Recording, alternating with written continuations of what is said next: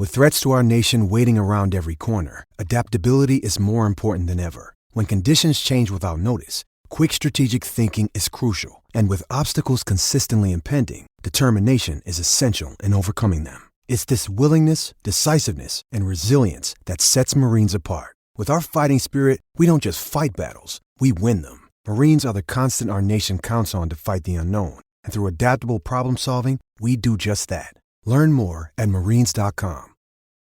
It's only a kick, a jump, a block.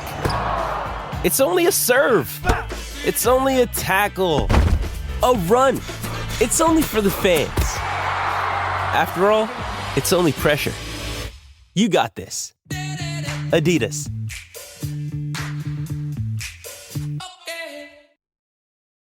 This episode is brought to you by Hyperice, the leader in advanced warm-up and recovery technology. They have tons of innovative products, like Venom-heated wearables to help soothe sore back muscles, Normatec compression boots to speed up recovery and increase circulation, and Hypervolt massage guns to improve mobility.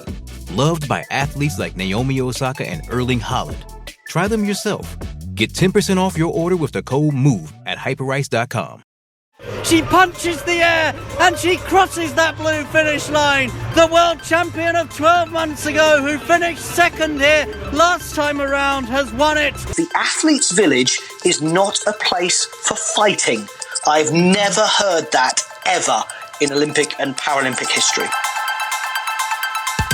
This is Anything But Footy, the Olympic and Paralympic podcast, covering the games all the time, rather than once every 4 years. I'm Michael. And I'm John, and coming up in this episode, some of the biggest names in world sport have their eyes, like us, on Paris 2024. Women's sport is the focus of a brand new Team GB project. And we'll also have our news from the games: athletics, Diamond League, gymnastics, boxing, tennis, shooting. It's all coming up. And the rowing, by the way, is coming up right at the end, so you need to listen all the way through. You can always have your say on X. You can find us there at Anything But F. You can find us on Facebook, on Insta. We're also on Threads. And if you'd like to send us a message, you can do that through our website at anythingbutfooty.com. Now, the last couple of episodes, it really does feel like the countdown to the Paris Games has upped its pace, doesn't it? I know John was giddy with excitement last week when we were doing some recording for our new series of Great British Bosses, which will start in a few weeks. Season 5, we've got some terrific guests lined up, and they have got us very, very excited for the Olympics and the Paralympics. Also, what's exciting is it seems it's not only us. Yes, one of the biggest names in world sport has added his name to the list of those who want to compete at the Olympics. I'm talking about LeBron James. Wow. 11 years since he last competed for the US in basketball. The LA Lakers superstar, record point scorer in the NBA, has won 2 gold medals. Those were in 2008 and 2012. A bronze in Athens in 2004. And now it's been revealed by sources close to King James that he is interested in going again for Paris. And it seems, Michael, he won't be the only one from the USA basketball team who finished 4th at this year's World Cup. But they only had 4 NBA All-Stars in that team. Others thought to be interested, along with LeBron, as you say, NBA champion Stephen Curry from the Golden State Warriors, Kevin Durant from Phoenix Suns, Jason Tatum, Boston Celtics. He was the leading scorer for the USA in Tokyo, so he looks like he could be back. And someone I was really impressed with last season as well in the NBA from Miami Heat, Bam Adebayo, also interested.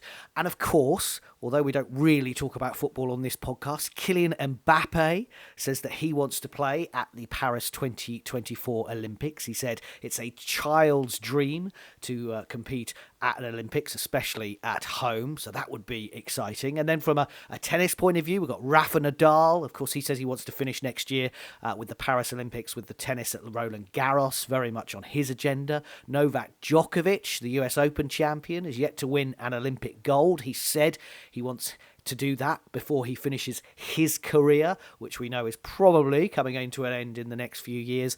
And also the former world women's number one as well, Iga Swiatek. She has already said that she'll be teaming up with compatriot Hubert Hurkacz to play in the mixed doubles event at the 2024 Olympics in Paris. So got me wondering, Michael, what do you think? Is having world-class sportsmen at the Olympics important, or is it distracting?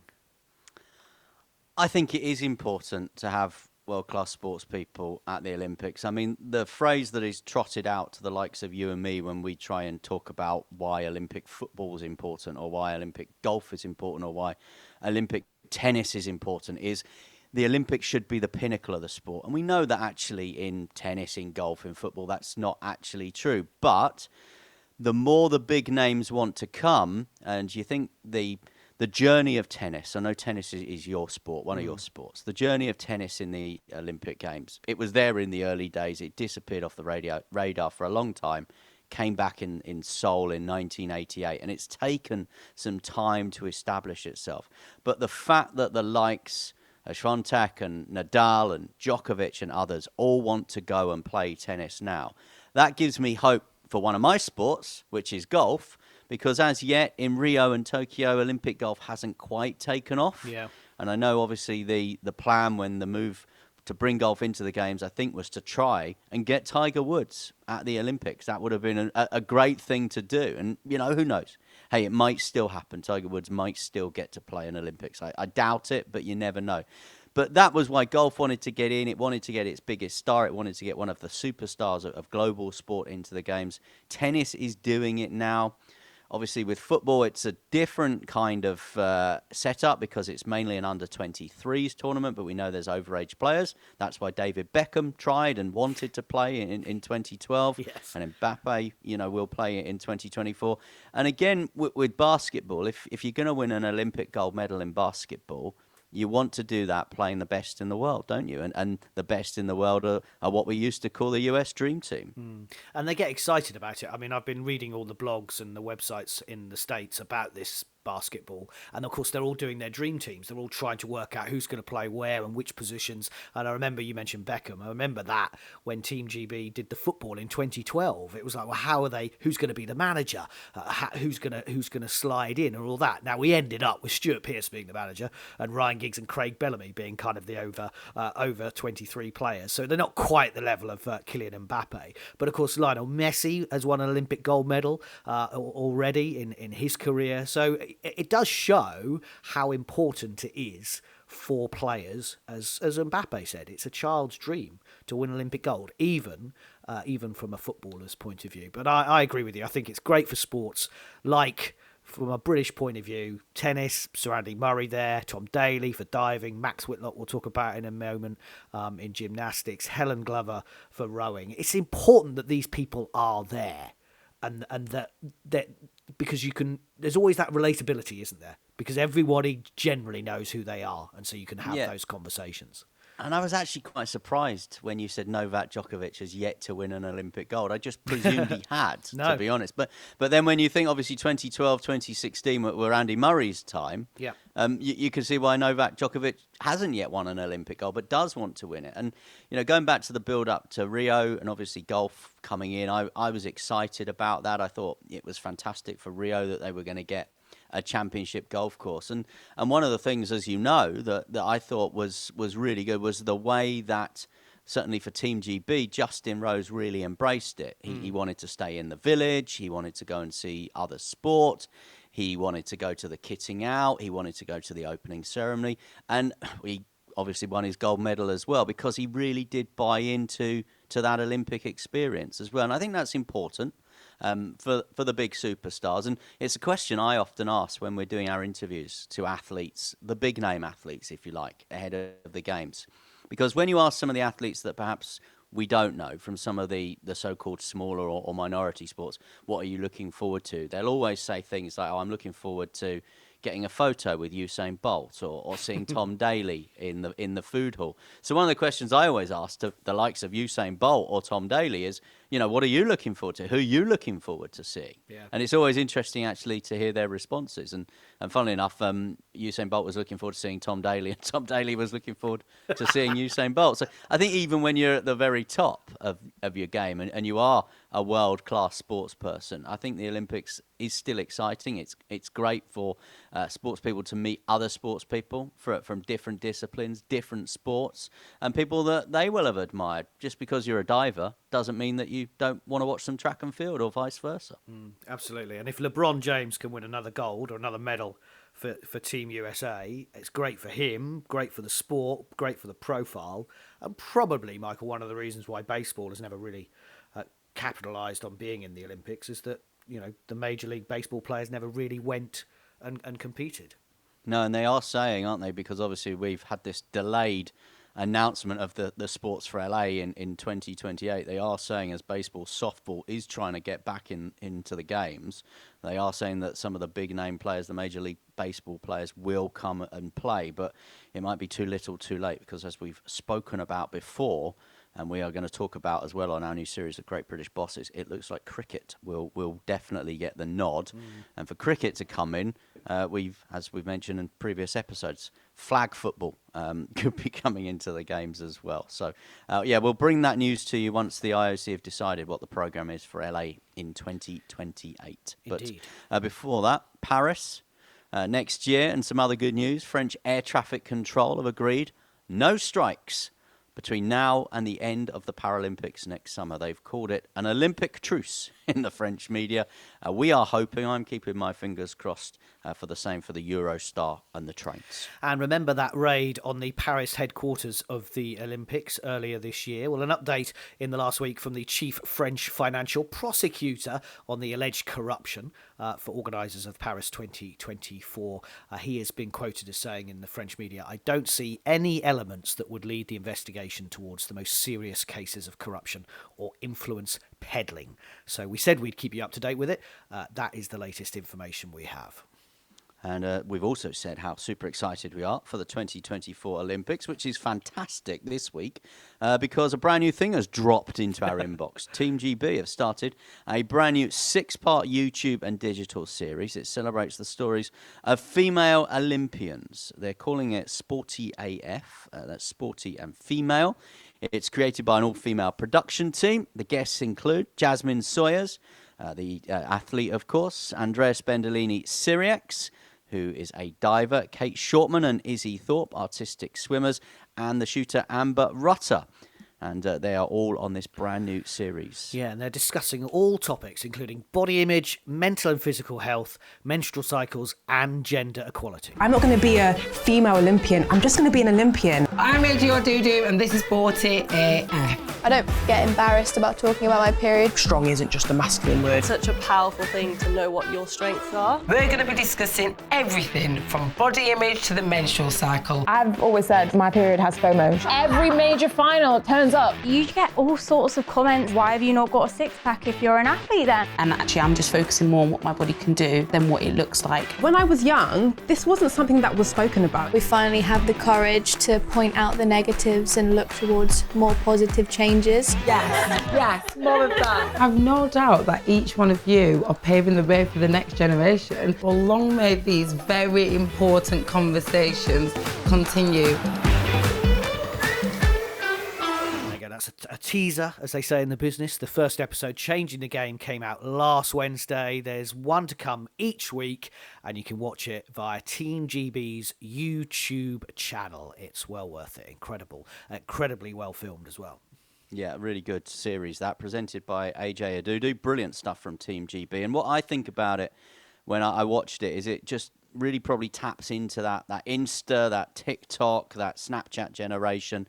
That is exactly the way the IOC are going, as we know, with the introduction of things like skateboarding and freestyle BMX into the games. So if you want something quick, something easy to watch, something you will learn from as well, we would definitely recommend that. Now, talking of Amber Rutter, nay Hill, she was bang on target at the European Shooting Championships in Croatia last week, crowned European champion with Ben Llewellyn in the mixed skeet, and she also bagged 2 bronzes as well in the women's skeet and a 3rd place in the women's team with Emily Hibbs and Alexandra Skeggs. Do you remember in Rio, we were trying to, I think, watch a bit of Amber, weren't we? And we couldn't bring it up on our TV screens.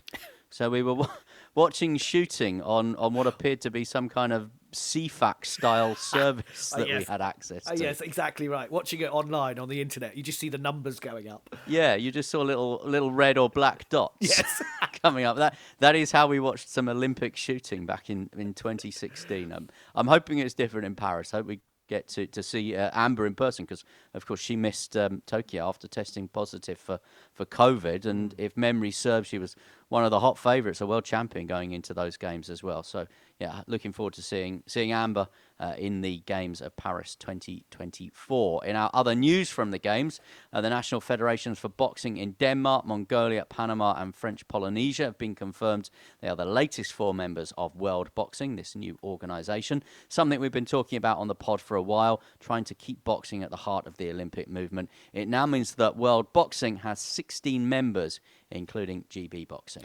Well, Great Britain are into the Davis Cup finals later this year among 8 teams who will battle it out for the so-called World Cup of Tennis. You know my view on this. Just call it the World Cup of Tennis if that's what you should, if you want it to be, rather than just the Davis Cup. Anyway, Dan Evans and Neil Skupski needed to win both their doubles in both the tie against France and Switzerland in Manchester, after Great Britain had earlier beaten Australia in both singles matches, including a first Davis Cup appearance for Jack Draper. Now, Evans had earlier won his singles against the French. Andy Murray won a 3-set thriller against Reedy of Switzerland too, and then dedicated the win to his grandmother, whose funeral it was that day. It was incredibly emotional in Manchester, and it was revealed as well that not even Captain Leon Smith knew beforehand what was going on in Murray's personal life. Big disappointment, though, for Cam Norrie. He lost both his singles matches against France and Switzerland. And to be honest, Great Britain really need him to be on form if they're going to go further in the finals in November. Let's bring you up to date with the Diamond League final in Oregon. 2 world records. Ethiopia's Guda Sergey in the women's 5K shattered the record, took nearly 5 seconds off it, a time of 14.00.21 seconds over 5,000 metres. And Sweden's Armand Duplantis broke the pole vault record, 6:23. Doesn't he do it every week? He does. Well, it's his 7th time in 4 years. Okay. 7th time in 4 years. 6:23 at his first attempt. I mean, no one's getting close, are they? No. To Duplantis. From a British point of view, Keely Hodgkinson broke the British record in the 800 metres, but was second again behind Atingmu of the US. There's going to be some terrific battle with Keely, with Mu, and Mary Mora of Kenya as well. The 3 of them, I think, are at a level above anyone else in 800 metres. And it goes back to that thing that Josh Kerr said to us. You can be world class, but to be world champion or Olympic champion is a step up, and that is the step that Keely needs to take, because it's another second place. Although having said that, she did win the Diamond League last year. But it's a silver in the Diamond League for Keely Hodgkinson. Just want to pick out a couple of other performances. Sharika Jackson winning the 100 metres, beating Sha'Carri Richardson. Sharika Jackson is the women's 200 metres world champion. Femke Bol of the Netherlands winning the 400 metre hurdles as well. I think Femke Bol is one of those nailed-on athletes for the next Olympics for an Olympic gold. And a silver for Great Britain, Zach Shaw, in the men's para-athletics 100 metres final as well. Well, staying with para-athletics, and 41 athletes have been offered membership to the Paralympic World Class Programme for 23-24 by British Athletics. They include Ben Sandilands, the 19-year-old from Scotland who won gold in the men's T20 1500 metres at the recent World Para-Athletics in Paris. A team of 12 athletes have been selected to represent Great Britain and Northern Ireland at the first ever World Athletics Road Running Championships. They'll compete in the 1 mile, the 5K and half marathon races. Callie Thackeray, winner of the big half the other week in London, We'll be joined by Abby Donnelly, Clara Evans and Samantha Harrison in the women's half marathon race, where individual and team medals are up for grabs. This sounds like an imaginative staging of a brand new event. Jack Rowe, Mohammed and Johnny Mellor will take on the men's half marathon around the streets of Riga. And Verity Ockenden will go in the women's 5K, Sarah McDonald in the mile. The action is in Riga the first weekend of October. It comes as World Athletics are in discussions to hold the World Cross Country in March next year in a yet-to-be-named city after deciding to pull out of staging it in Croatia, citing organisers' lack of sufficient planning and preparation. We should find out where it'll be at the end of this month. I will nominate South Park in Darlington for it. Probably unlikely. Unlikely, but I'm going to nominate it. They did go for the Eurovision Song Contest. Again, I felt was an unlikely bid, but there you go.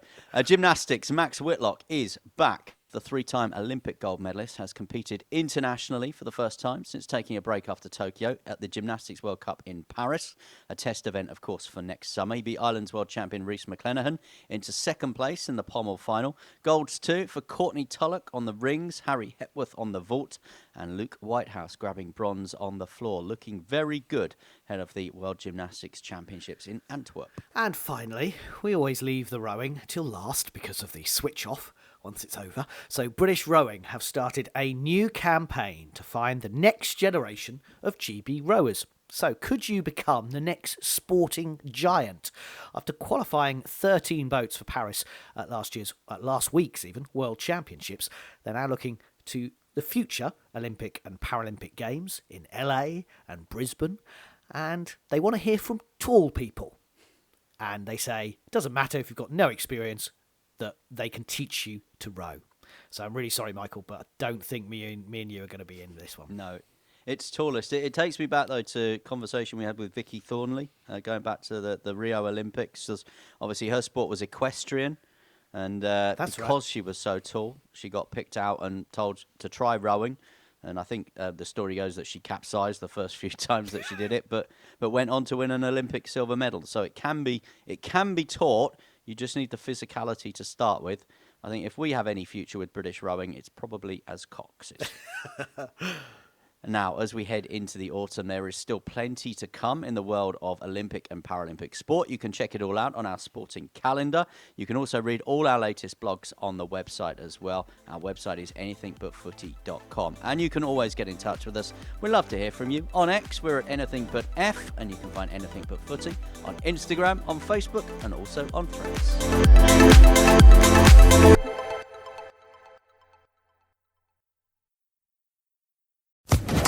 Social Podcast Network.